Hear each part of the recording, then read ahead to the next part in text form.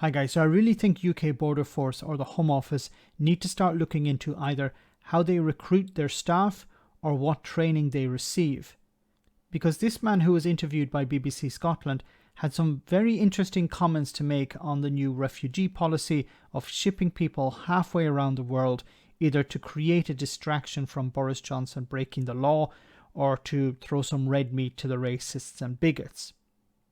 Well, this man claims to be an immigration official, and what he says is quite frightening. Thanks to Phantom Power for posting this. And this is an extremely positive move by the Prime Minister and the Home Secretary. Is Rwanda an appropriate place to send people? Because only last year the UK government expressed concern at the UN over restrictions to civil, political and human rights in the country. Well, the UNHCR are already using using Rwanda as a staging post for refugees. So if the UNHCR are using it, it must be a safe place. That's not an excuse. There are many. The UNHCR operate in many countries. Generally countries where there are lots of refugees. Now, refugees will normally move to the nearest country in order to get away from war, and then they'll remain in those countries. Doesn't mean that those countries are wonderful places to live. They're safer than where they were before. Wonderful. So Turkey is safer than Syria. So that means Syria is perfectly fine. There was a stage where Syria was safer than Iraq. That's perfectly fine in this man's eyes. These people don't want to stay where they are now. They want to get, for example, to the UK because they have family in the UK or they speak the language. Some of the refugees are coming here from war-torn countries, places like the Middle East, and the plan is to immediately ship them off to a country more than 4,000 miles away. Do you think there's a danger that perhaps we're losing a bit of compassion for fellow members of the human race? No, I don't think we are at all. And you've summed it up quite well there. These people are coming from the Middle East. How many countries are they passing through before they get to northern France?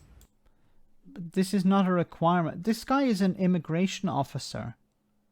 And he doesn't understand that the safe country, passing through safe countries issue is not applicable to refugees here. This is not a requirement. It cannot be used to dismiss someone's application for asylum. You can't say, oh, well, you traveled through France, and France is a safe country, so that we're going to reject you. This guy is supposed to be an immigration official. He's supposed to know this better than I do, and I know it better than him.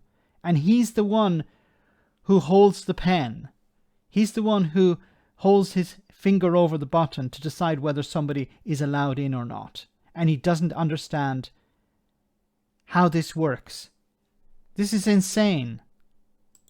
More than enough that they could easily claim asylum in. Just because they want to come to the UK doesn't mean that the UK have to accept them. Nobody's saying just because they arrive in the UK has to accept them. There is a process. Does he not understand the process either? Doesn't mean, oh, I arrive in the UK and the UK says, oh, well, you've arrived here, then we have to allow you to stay. No, that's not how the asylum process works. People arrive, they make a claim. The claim is processed, and the claim is either accepted or it's rejected. Why am I explaining this to an immigration official? People can't go asylum shopping. It's not. Now, Phantom Power wrote here, they may as well be, this guy may as well be a member of UKIP or the EDL. And he sounds, I don't know if he is or not. Okay, I'm not going to suggest that he is or he isn't here. But he's using a lot of the type of language that the likes of UKIP use. Asylum shopping. The people are looking in a almost like in a catalogue. Oh, shall I go to the UK? Or should I go to France? Should I go to Germany? Should I go to Ireland? Should I go to Italy? Should I go to Spain? It's not like that. You don't pick a country because you like the flag, or you like the landscape, or you like the food. People are not doing this. People are arriving in the UK because they have family there already, or because they have some ability they can speak the language. Imagine you're trying to claim asylum and the documentation in front of you is completely alien to you. You have no understanding of the documentation. Okay? But if you imagine you go to claim asylum in a country that you are able to read the paperwork, you are able to jump through the hoops because you have a better understanding of the language. That's going to help you. Their priority is to be in a safe place. Many of them want to start a new life there. Some of them may not. Many of them may say, look, I'm just trying to escape war at the moment. I want to eventually return to my own country. Some people may not want to do that. But you process their claim for asylum. If it's accepted, they stay. If it's rejected, they're sent back. They're deported.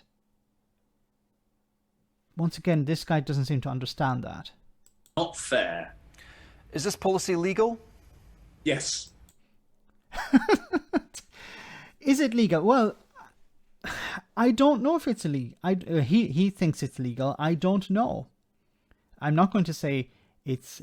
Look, it seems to be in breach of UN conventions, because UN conventions stipulate that you can't reject somebody's claim, asylum claim, based on the fact that they passed through a quote-unquote safe country. And people are supposed to be allowed to make the claim in the country. They're not supposed to be sent to Rwanda to make a claim there. So, in respect to UN conventions, I think it's breaking them, but I'm not a lawyer. I'm not an immigration officer either. But he seems to think that it's perfectly legal. I don't know his legal background. I don't have a legal background, and I don't know if it's legal or not. But I tend to believe that it is breaking a convention, because charities who represent refugees have come forward and said this is, in their view, against the law. Now, some of them have not commented on it, so I think it's still being reviewed. I think, as I said at the beginning, the Home Office needs to review its training. Let me know in the comment section, guys, what you think. As always, your comments are greatly appreciated. Thanks a lot.